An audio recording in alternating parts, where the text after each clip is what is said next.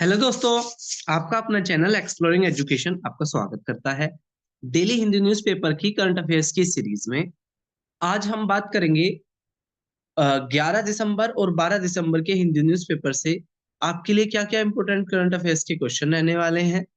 पहला क्वेश्चन कह रहा है, प्रधानमंत्री नरेंद्र मोदी जी ने सुब्रमण्या भारती जो एक तमिलनाडु के जो पोएट है, सोशल रिफॉर्मर भी है, उनके जो वर्क है उनको पब्लिश किया है। कलेक्टिव जितना भी उनका वर्क था, जो भी उन्होंने लिखा था, उन सबको एक जगह इकट्ठा करके पब्लिश किया है।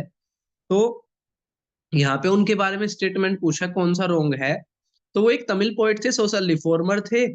उनकी जो राइटिंग थी वो वहां की सरकार के द्वारा नेशनलाइज की गई थी 1949 में, और इसमें 23 वॉल्यूम्स होगी और इसको रिलीज किया जा रहा है अलायंस कंपनी के द्वारा। सारे के सारे स्टेटमेंट क्या है, बिल्कुल सही। दूसरे क्वेश्चन की अगर हम बात करें, दूसरा क्वेश्चन कह रहा है कौन सी पर्सनैलिटी है कर्नाटका की जिनको ब्रांड बेंगलुरु के नाम से भी जाना जाता है, और वहां पर बेंगलोर को आईटी सिटी बनाने में इनका बहुत बड़ा रोल है। तो इनका जो नाम था वो था एसएम कृष्णा। ये क्या हो जाएगा, सही आंसर हो जाएगा। ये would be the correct answer. इनको ब्रांड बेंगलोर के नाम से भी जाना जाता है, इनकी डेथ हो गई है। अगला कह रहा है ईवी रामास्वामी नायकर, जिनको पॉपुलरली पेरियार के नाम से जाना जाता है। साउथ इंडिया के अंदर एक मूवमेंट चलाई थी इन्होंने, पहली अ, दलित रिलीजियस राइट मूवमेंट चलाई थी, जिसको टेम्पल एंट्री मूवमेंट भी कहते हैं। और ये वेक्कम नाम की जगह पर चली थी, इस वजह से इसका नाम वेक्कम मूवमेंट पड़ गया था। तो पूछ रहा है कहां पर इनका एक मेमोरियल बनाया जा रहा है। तो कर्नाटक और तमिलनाडु के जॉइंट प्रयास से ये बनाया जा रहा है, कहाँ, वेक्कम नाम की जगह पर। ठीक है, तो वेक्कम में मेमोरियल बनाया जा रहा है पेरियार, ईवी रामास्वामी पेरियार।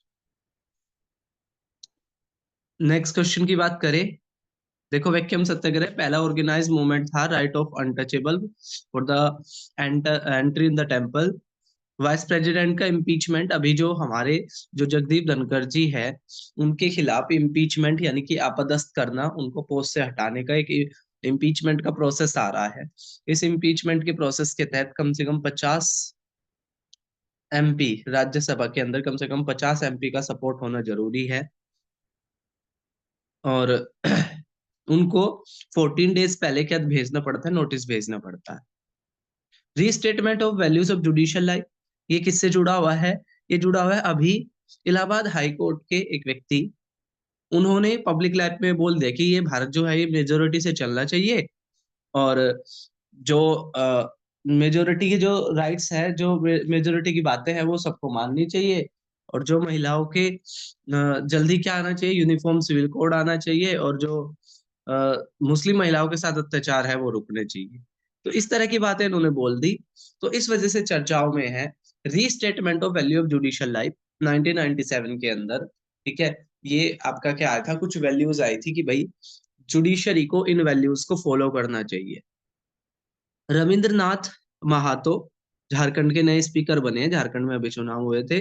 तो स्पीकर जो विधानसभा के क्या होंगे, चेयरपर्सन होते हैं, वहां की प्रोसीडिंग सारी वही देखते हैं। कोई दल बदल का दोषी है या नहीं है, ये देखने का काम भी किसका होता है, स्पीकर का ही होता है। रविंद्रनाथ महातो इनका नाम है। आंध्र प्रदेश, आंध्र प्रदेश क्या करेगा, व्हाट्सएप पर ही कास्ट इनकम सर्टिफिकेट को क्या कर देगा, जारी कर देगा। तो कौन सा राज्य है, Andhra Pradesh. 67th national shooting championship doctor करनी सिंह रेंज तुगलकाबाद न्यू दिल्ली में हो रही है। पीएम, सीरिया के नए पीएम बने हैं मोहम्मद अल बासिर, मोहम्मद अल बसाद को हटाकर वहां पर मोहम्मद अल बसीर बने हैं। अजय सेठ को additional charge of revenue department दे दिया गया है। और पीवीटीजी ग्रुप, ठीक है, अगला क्वेश्चन बहुत अच्छा है। ठीक है, तो जो वनरेबल जो ग्रुप होता है, वनरेबल ट्राइबल ग्रुप होता है, उसको पीवीटीजी कहते हैं। तो कौन से राज्य के पीवीटीजी ग्रुप को इंटरनेशनल फंड फॉर एग्रीकल्चर की तरफ से क्या दिया जाएगा, क्रेडिट दिया जाएगा, लोन दिया जाएगा। और इसका जो उद्देश्य है वो है empowerment and livelihood improvement programme. तो ये जो दिया जाएगा, ये दिया जाएगा कहाँ? उड़ीसा के अंदर। तो इससे पहले भी ये एक बार हो चुका है, ठीक, इसलिए इसका फेज 2 है ये। इसरो और नेवी, इसरो और नेवी ने क्या किया है? सक्सेसफुली गगनयान मिशन को ट्राई किया है। तो कौन सी जगह पर किया है गगनयान मिशन को ट्राई? तो विशाखापट्टनम के अंदर इसको ट्राई किया है। ए क्या हो जाएगा? सही आंसर हो जाएगा। अगला कह रहा है एक रिपोर्ट आई है, इंडिया स्किल रिपोर्ट 2025 की रिपोर्ट है, जिसने बोला है कि सबसे ज्यादा एम्प्लॉयमेंट कौन सा राज्य देता है? तो जो केरला जो राज्य है वो सबसे ज्यादा एम्प्लॉयमेंट देता है। ए क्या हो जाएगा? सही आंसर हो जाएगा। WTA player of the prize, तो जो WTA player of the prize award है उसमें किसने जीता है? आर्याना सबलेंका ने जीता है, यानी कि इस साल के सबसे बेस्ट टेनिस की खिलाड़ी माना गया है किसको? Aryna Sabalenka. इसके अलावा मोस्ट इम्प्रूव प्लेयर के रूप में एमा नेवेरे को मिला है, और comeback player of the year, यानी कि जो एक बार टीम से निकल गया तो फिर बाद में उसने कमबैक किया बहुत अच्छा, तो पोला बडोसा। तो Paula Badosa comeback player of the year, Emma Navarro most improve player, और Aryna Sabalenka WTO player of the year award के रूप से सम्मानित की गई है। Who got champion of earth award by the United nation, तो किसको चैंपियन अवार्ड दिया गया है? और ये दिया गया है जो वेस्टर्न घाट को लेकर एक कमेटी बनी थी जिसके हेड थे माधव गाडगिल, जिसने 2011 में अपनी रिपोर्ट दी थी और ये बोला था ये जो वेस्टर्न घाट है ये बहुत ही ज्यादा सेंसिटिव इलाका है, हमें यहाँ कंस्ट्रक्शन नहीं करना चाहिए। इन्होंने वेस्टर्न घाट को इकोनॉमिकली सेंसिटिव जोन के रूप में छांटा था और इसके 3 पार्ट बना दिए थे। तो उन्हीं को अब क्या किया गया? यूएन के द्वारा champion of the earth award दिया गया है। नाम क्या है? माधव गाडगिल। माधव गाडगिल। बाकी नाम देखो, सुब्रमण्यम भारती, हमने पहले ही उसमें देखा था, नरेंद्र मोदी जी ने इनकी बुक को, इनकी राइटिंग को पब्लिश किया है, और ये तमिलनाडु से थे। आर्याना सबलंका अभी हमने देखा WTA के रूप में बेस्ट प्लेयर का अवार्ड इनको मिला था। यहाँ देखो माधव गाडगिल, वेस्टर्न घाट को इन्होंने इकोनॉमिकली सेंसिटिव जोन माना था और इसको 3 हिस्सों में बांट दिया था। Indian scientist centre for the stem cell research at Christian Medical College developing one time solution for, जो भारत के जो साइंटिस्ट है वो स्टेम रिसर्च सेंटर है क्रिश्चियन मेडिकल कॉलेज में, वो एक वन टाइम सॉल्यूशन कर रहे हैं कौन सी बीमारी को ठीक करने को लेकर या कौन सी बीमारी के कंट्रोल करने को लेकर? तो बीमारी का नाम है हीमियोफीलिया। हीमोफीलिया, जिसमें क्या होता है? क्लोटिंग नहीं होती, ब्लड की क्लोटिंग नहीं होती है, खून बहता रहता है। तो हीमोफीलिया क्या हो जाएगा? सही आंसर हो जाएगा। A would be the correct answer. Next देखो, किस कौन सी 3 शहर है जो lit for life, lit for life, ये एक प्रोग्राम है, आपसे ये पूछ सकते हैं एग्जाम में, लिट फॉर लाइफ किसका प्रोग्राम है? तो द हिंदू ग्रुप का एक लिटरेचर का प्रोग्राम है लिट फॉर लाइफ, और ये 3 शहरों में आयोजित होगा। 3 शहर कौन कौन से? 3 शहर है चेन्नई, हैदराबाद और बेंगलोर।